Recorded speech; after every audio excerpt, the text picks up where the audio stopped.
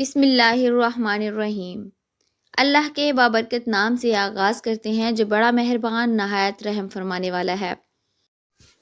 السلام علیکم ورحمۃ اللہ وبرکاتہ۔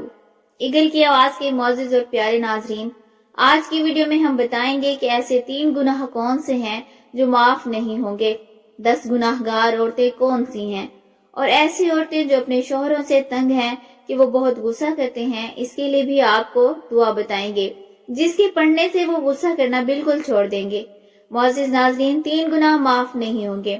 حضرت ابن عباس رضی اللہ تعالیٰ عنہ سے روایت ہے کہ نبی اکرم صلی اللہ علیہ وسلم نے ارشاد فرمایا کہ اللہ پاک بندے کے 3 قسم کے گناہ معاف نہیں کرے گا۔ ان گناہوں کے علاوہ اللہ تعالیٰ بندے کے جس قدر گناہ ہوں گے ان کو معاف کر دے گا، لیکن ان 3 گناہوں کو کبھی معاف نہیں فرمائے گا۔ اللہ تعالیٰ کے ساتھ کسی کو شریک ٹھہرانا، جادو کرنا یا کروانا، اپنے مسلمان بھائی کے ساتھ حسد کرنا، تشریح یعنی اگر کوئی آدمی ان گناہوں سے توبہ کیے بغیر مر جاتا ہے تو اس کو معاف نہیں کیا جائے گا۔ ان گناہوں کے علاوہ اور جتنے گناہ ہوں گے اگر اللہ چاہے گا تو معاف کر دے گا۔ شرک اس قدر سنگین جرم ہے کہ شرک کرنے والے آدمی کا کوئی عمل قبول نہیں کیا جاتا۔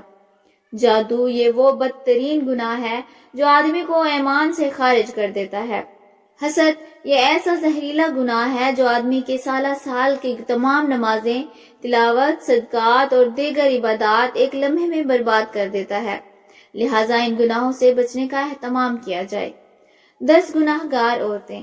نمبر 1، بے پردہ عورت۔ نمبر 2، تیز زبان والی عورت۔ نمبر 3، ہر وقت موت مانگنے والی عورت۔ نمبر 4، دین کا مذاق اڑانے والی۔ نمبر 5، چغل خور عورت۔ نمبر 6، احسان جتلانے والی۔ نمبر 7، شوہر کی نافرمان۔ نمبر 8، غیبت کرنے والی۔ نمبر 9، بال کھول کر چلنے والی۔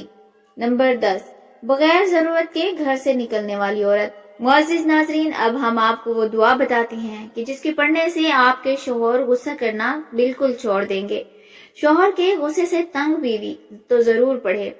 پریشان بیوی، غصیلا شوہر۔